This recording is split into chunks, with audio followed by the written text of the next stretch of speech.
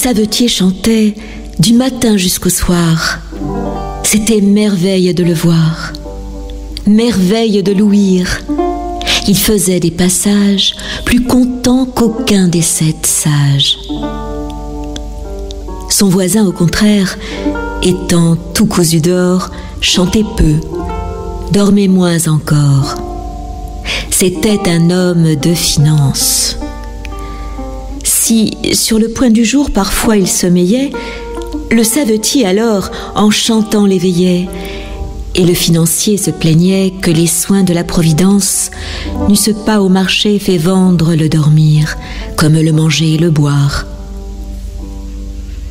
En son hôtel, il fait venir le chanteur et lui dit « Or ça, sire Grégoire, que gagnez-vous par an ?»« Par an ?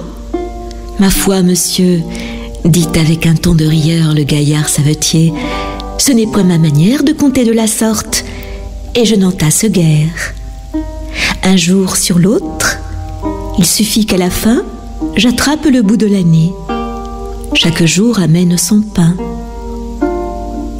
Eh bien, que gagnez-vous, dites-moi, par journée ? Tantôt plus, tantôt moins. Le mal est que toujours, et sans cela nos gains seraient assez honnêtes, le mal est que dans l'an s'entremêlent des jours qu'il faut chômer. On nous ruine en fait. L'une fait tort à l'autre, et monsieur le curé, de quelques nouveaux saints, charge toujours son prône. Le financier, riant de sa naïveté, lui dit « Je veux vous mettre aujourd'hui sur le trône. Prenez ces 100 écus, gardez-les avec soin, pour vous en servir au besoin. » Le savetier crut voir tout l'argent que la terre avait depuis plus de 100 ans produit pour l'usage des gens. Il retourne chez lui.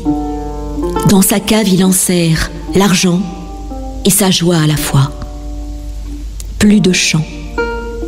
Il perdit la voix, du moment qu'il gagna ce qui cause nos peines.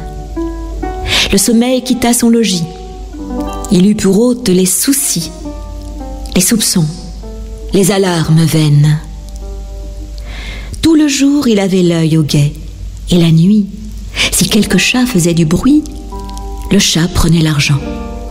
À la fin, le pauvre homme s'encourut chez celui qu'il ne réveillait plus. « Rendez-moi, lui dit-il, mes chansons et mon somme, et reprenez vos 100 écus. »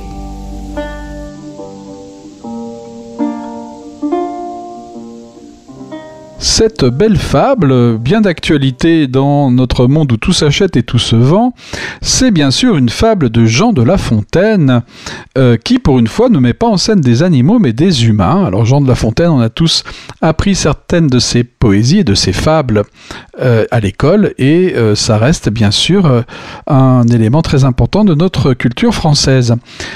Ici, la mise en musique et l'interprétation sont de Caroline Canella, une poétesse, autrice, linguiste, traductrice, récitante, musicienne, puisqu'elle est concertiste de luth et de guitare, et elle fait de la pédagogie.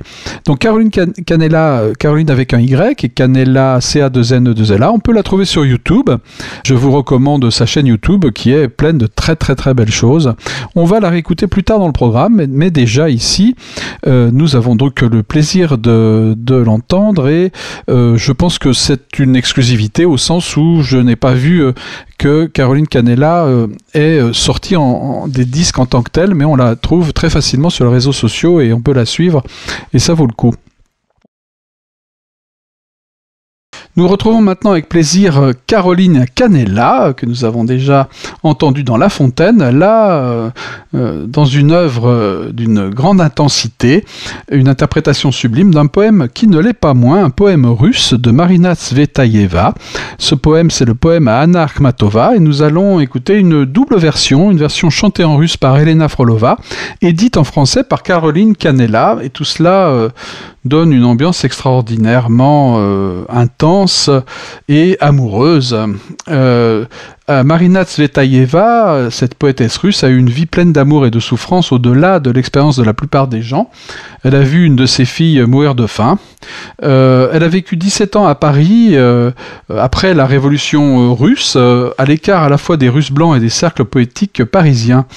Son mari était agent double. Il a travaillé à la fois pour les contre-révolutionnaires et aussi pour l'URSS, pas forcément exactement au même moment, mais enfin tout cela montre que Marina Tsvetaeva était ballottée dans une période extraordinairement complexe pour les Russes comme elle.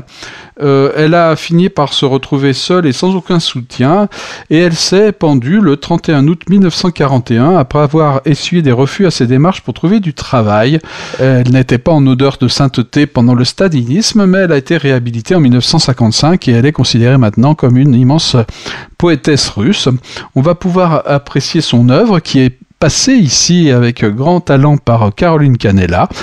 Donc le poème Anna Akhmatova, c'est une œuvre récente, un enregistrement assuré récemment par Caroline Canella. Je vous conseille d'aller sur les réseaux sociaux pour explorer l'œuvre de Caroline Canella, qu'on peut aussi apprécier dans ses poèmes qu'elle a édités sous forme de plusieurs recueils dans différentes maisons d'édition, Librairie Galerie Racine, L'Harmattan, Alcyone. Elle a aussi écrit des haïkus aux éditions Jacques Flamand.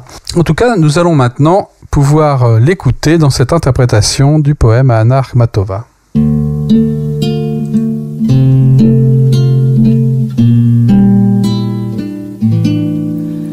Кем полосонька твоя нынче выженется, чернокосонька моя, чернокнижница.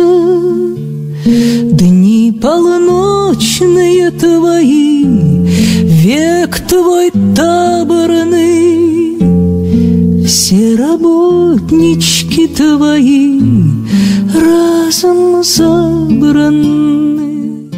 Ô muse des pleurs, la plus belle des muses, complice égarée de la nuit blanche où tu nais, tu fais passer sur la Russie ta sombre tourmente, et ta plainte aiguë nous perce comme un trait.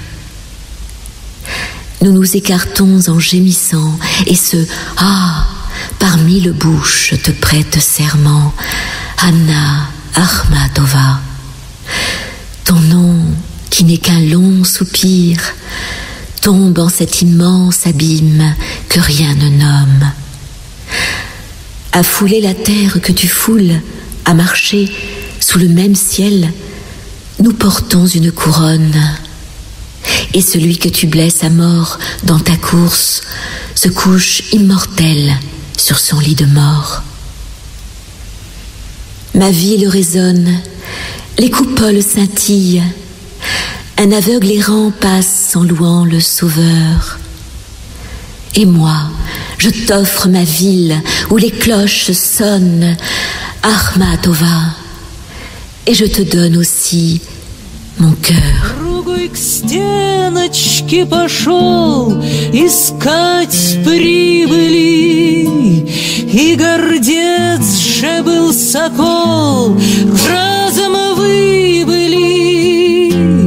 Высоко твои братья, не докличешься, яснооконька моя, чернокнижница, а из тучи-то хвала дива дивная, соколиная стрела, голубиная. Знать в два перышка тебе пишут тамотка, знать уж в скорости тебе выйдет грамотка, будет крылышки трепать об лыжники, чернокрылника моя, à fouler la terre que tu foules, à marcher sous le même ciel, nous portons une couronne. Et celui que tu blesses à mort dans ta course se couche immortel sur son lit de mort. Ma ville résonne, les coupoles scintillent, un aveugle errant passe en louant le Sauveur. Et moi, je t'offre ma ville où les cloches sonnent, Arma Tova, et je te donne aussi mon cœur.